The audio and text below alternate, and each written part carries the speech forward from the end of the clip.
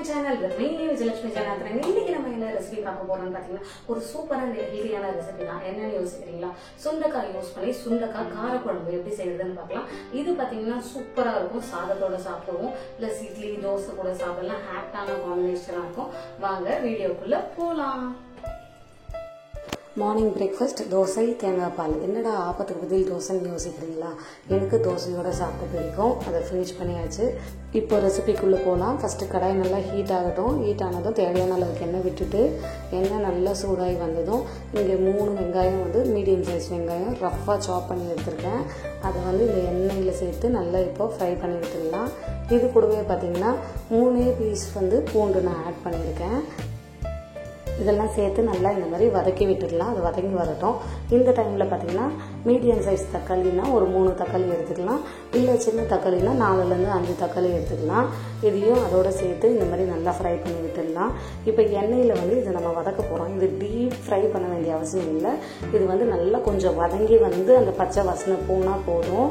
இது வதங்கி வந்ததும் இதை ஆற விட்டு எடுத்துக்கலாம். ஆற விட்டு மிக்சர் ஜாரில் போட்டு நம்ம பிளெண்ட் பண்ண போகிறோம்.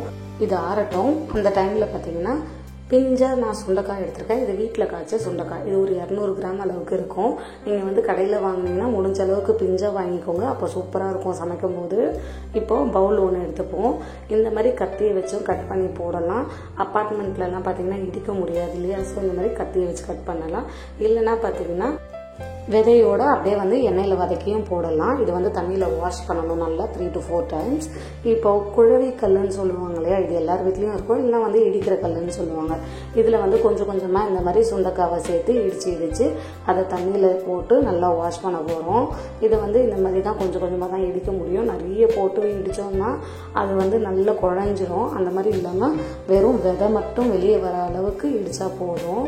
இது மோரில் கூட நீங்கள் போட்டு வாஷ் பண்ணலாம். நான் வெறும் தண்ணியில் தான் வாஷ் பண்ண போகிறேன். பாருங்கள், விதையெல்லாம் வெளியே வந்துருச்சு. இது 3 to 4 times வாஷ் பண்ணி எடுத்து வச்சுக்கலாம். இந்த டைமில் நம்ம ஆற வச்சு எடுத்துருக்கோம் இல்லையா வெங்காயம் தக்காளி, அதை மிக்சர் ஜாரில் சேர்த்து நல்லா பிளெண்ட் பண்ணி எடுத்துக்க போகிறோம். இந்த ரெசிபி மோஸ்ட்லி கடாயில் செய்வாங்க. பட் நான் குக்கரில் எப்படி செய்கிறதுன்னு காமிக்கிறேன். ஈஸியாக செஞ்சிடலாங்க.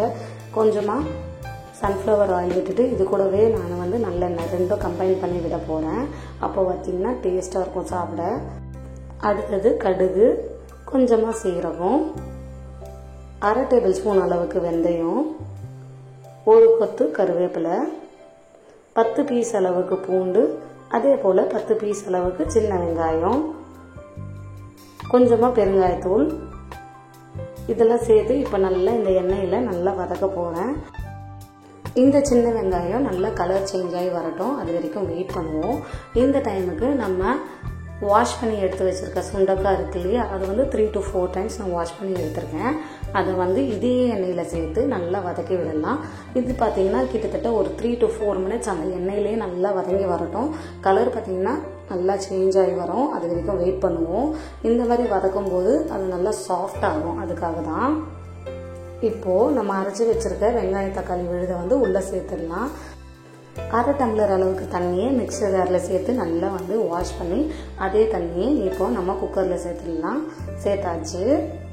இப்போ இதெல்லாம் நல்லா மிக்ஸ் பண்ணி விட்டுட்டு கொஞ்சமாக பார்த்தீங்கன்னா மஞ்சத்தூள் போட போகிறேன். அடுத்தது காரத்துக்கு 3 டேபிள் ஸ்பூன் அளவுக்கு குழம்பு மிளகாய் தூள் இல்லைனா வீட்டு மிளகாய் தூள் எது வேணாலும் ஆட் பண்ணிக்கலாம். இது பார்த்தீங்கன்னா காரம் அதிகமாக வேணும்னா 3 டேபிள் ஸ்பூன் ஆட் பண்ணிக்கலாம். காரம் நார்மலாக இருக்கணும்னா 3 டேபிள் ஸ்பூன் கரெக்டாக இருக்கும். அதுக்கு ஏற்ற போல் 1 டேபிள் ஸ்பூன் அளவுக்கு கல் உப்பு ஆட் பண்ணியிருக்கேன். நீங்கள் சால்ட்டு சேர்த்திங்கன்னா அதுக்கேற்ற போல் கம்மியாக சேர்த்துக்கோங்க. இப்போது ஒரு பெரிய லெமன் சைஸ் புளியை ஊற வச்சு எடுத்துருக்கேன். அடுத்தது ஒரு 10 பீஸ் அளவுக்கு தேங்காய் எடுத்திருக்கேன். இந்த தேங்காவை ஒரு மிக்சர் ஜாரில் சேர்த்து நம்ம ஊற வச்சுருக்க புளி இருக்கு இல்லையா? அதை சேர்த்து நம்ம அரைச்சிக்கலாம். இல்லைனா புளியை கரைச்சி கூட ஊற்றிக்கலாம். சிலருக்கு புளி கரைக்க வராது. அவங்க இந்த மாதிரி தேங்காவோட சேர்த்து அரைச்சிக்கலாம். இப்போ நம்ம அரைச்சி வச்ச தேங்காய் விழுதை நான் வடிகட்டி பால் மட்டும் எடுத்து சேர்த்துருக்கேன். இது பார்த்திங்கன்னா 1 கப் அளவுக்கு இருக்கும். அந்த பாலை சேர்த்துட்டு நல்லா மிக்ஸ் பண்ணிடலாம். தேங்காய் பிடிக்காதவங்க இந்த மாதிரி பால் மட்டும் சேர்த்துட்டு சமைக்கலாம். டேஸ்ட்டாக இருக்கும். இந்த டைமில் கொஞ்சமாக கருவேப்பிலை தூவிட்டு காரம் கரெக்டாக இருக்கா இல்லையான்னு பார்த்துட்டு எக்ஸ்ட்ரா வேணும்னா எக்ஸ்ட்ரா சேர்த்துக்கலாம். நான் இங்கே 1/2 டேபிள் ஸ்பூன் அளவுக்கு எக்ஸ்ட்ரா காரம் சேர்க்க போகிறேன். சேர்த்துட்டு நல்லா மிக்ஸ் பண்ணிவிட்டு இது கிட்டத்தட்ட ஒரு 4லேருந்து 5 விசில் வர மாதிரி மூடி போட்டு விசில் போட்டு எடுத்துக்க போகிறேன். இதை நீங்கள் குக்கரில் செஞ்சீங்கன்னா ஈஸியாக செஞ்சிடலாம். கடாயில் செஞ்சோன்னா கிட்டத்தட்ட 15 மினிட்ஸ் ஆகுங்க. குக்கரில் செஞ்சோன்னா 5 மினிட்ஸ்லேயே முடிஞ்சிடும். இப்போ விசில் வந்துடுச்சு. இதை ஆற விட்டு ஓப்பன் பண்ணி காமிக்கிறேன் பாருங்கள். எவ்வளோ சூப்பரான ஒரு சுண்டைக்காய் காரக்குழம்பு ரெடி ஆகிடுச்சு. இதை நீங்கள் சாதத்தோடு சாப்பிட்லாம், இல்லை தோசை, இட்லி, சப்பாத்தி இது கூட வேணாலும் சேர்த்து சாப்பிட்லாங்க. சூப்பர் அண்ட் ஆப்டான காம்பினேஷனாக இருக்கும். இப்போ நான் என் வீட்டில் வளர்க்குற இந்த காக்கடெயில் பறவை, இதோட பேர் பார்த்தீங்கன்னா கிரே. இது வந்து ஒரு பாய், கிட்டத்தட்ட எனக்கு கூட 6 இயர்ஸாக இருக்கான். அவனுக்கு சாப்பாடு வைக்கணும். சாப்பாடு மட்டும் இல்லாமல் இந்த மாதிரி வெஜிடபிள்ஸ் வச்சா அவனுக்கு ரொம்ப பிடிக்கும். அதுக்காக பார்த்தீங்கன்னா கொத்தமல்லியோட அந்த ஸ்டெம் இருக்கு இல்லையா, அதை வச்சாச்சு. ப்ளஸ் பார்த்தீங்கன்னா கேரட்டு, ஒரு நாள் பீட்ரூட்டு, அந்த மாதிரி அவருக்கு என்னென்ன பிடிக்குமோ அதெல்லாம் நான் வைப்பேன். இப்போ கேரட் வச்சுட்டேன். அது என்னென்னு பார்க்கறதுக்காக வராங்க. இந்த மாதிரி மேலும் பல வீடியோகளுக்கு மறக்காமல் என் சேனலில் லைக் பண்ணுங்கள், ஷேர் பண்ணுங்கள், சப்ஸ்கிரைப் பண்ணுங்கள். அண்ட் ப்ளீஸ் கொஞ்சம் சப்போர்ட் பண்ணுங்கள்.